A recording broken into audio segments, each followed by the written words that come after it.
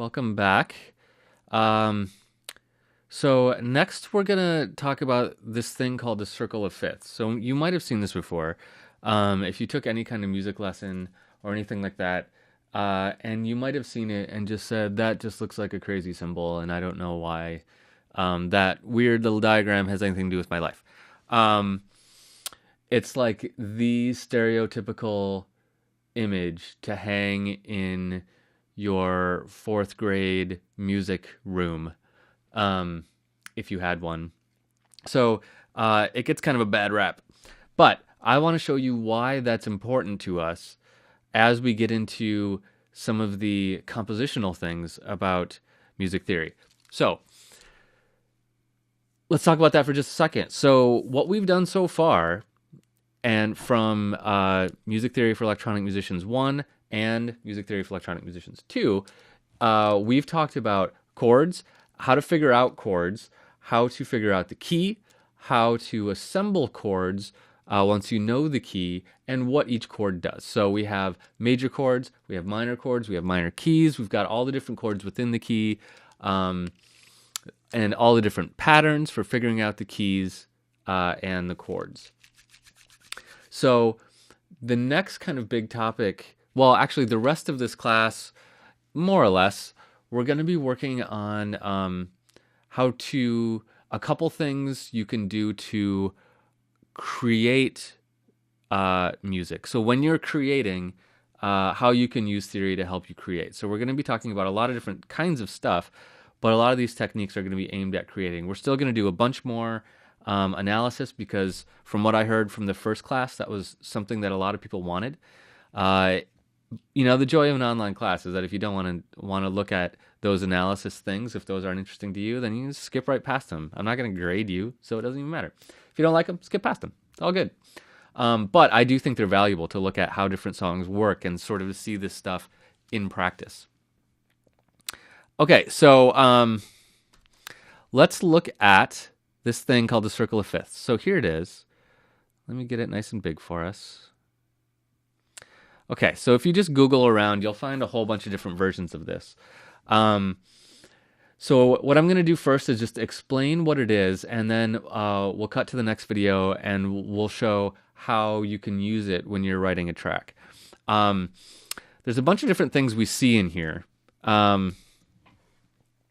This shows us several things very efficiently.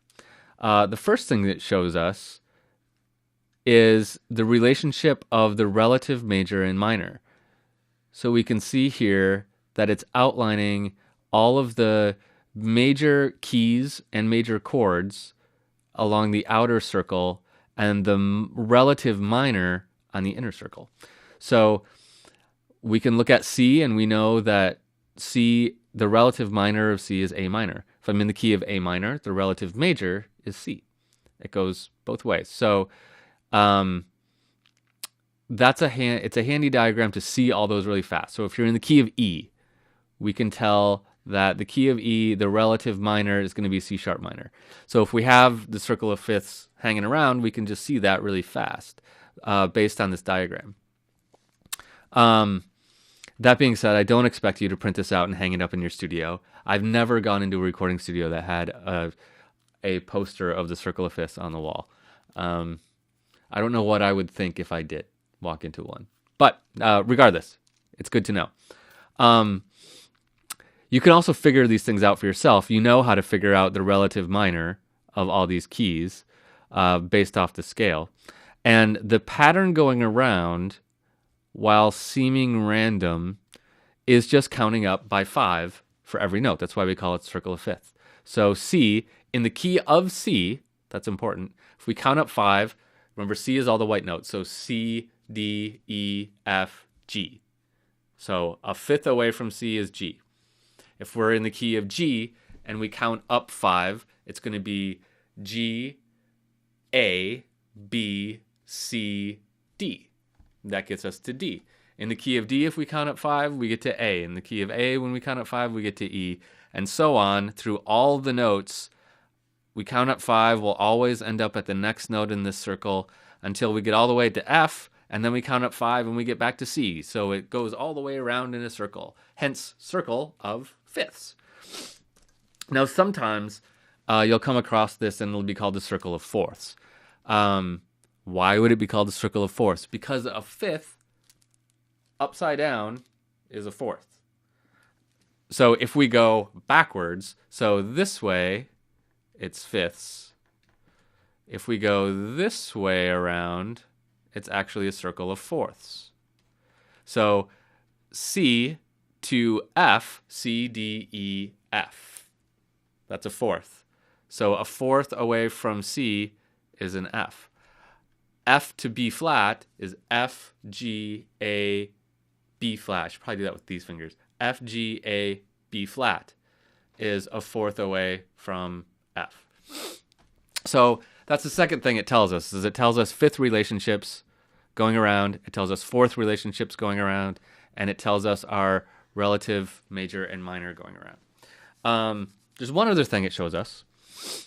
Actually, there's two other things that it shows us, but there's one more that I'm going to look at right now, and that is it very quickly shows us the tritone.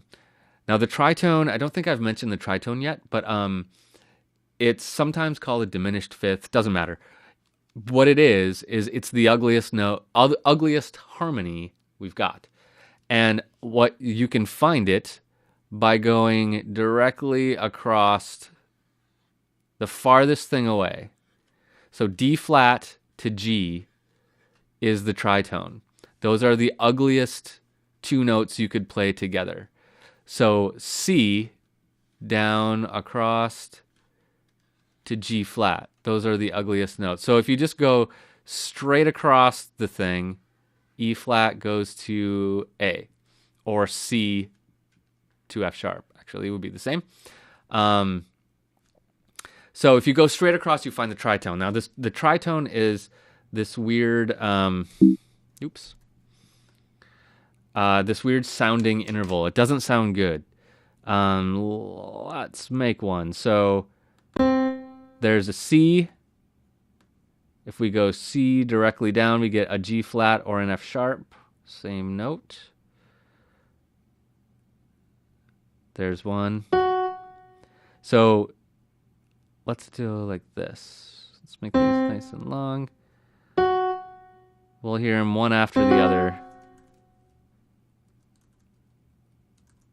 Okay, now we're going to alternate between C and F sharp. This is the tritone interval. It's the halfway point on the circle of fifths. It doesn't sound very good. Sounds a bit like a British siren. Let's hear them at the same time.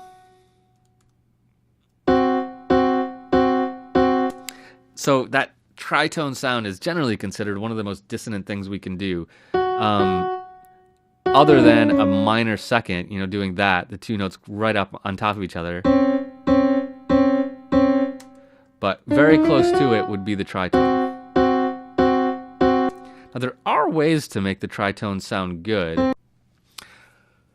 So that's the third thing that we find in the circle of fifths. Now, the fourth thing is the thing that's the most useful to us as creators of music, either producers or songwriters or whatever you actually are. And that fourth thing, I'm going to leave as a surprise and push us over into the next video where we're going to deal with just that fourth thing. So circle of fifths, the three things that we talked about seeing in it are the relative majors and the relative minors through these connections, the pattern of fifths all the way around, pattern of fourths all the way around, and the tritone relationship by cutting straight across. So tritone is ugly, but sometimes useful to know. Okay, see you in the next video.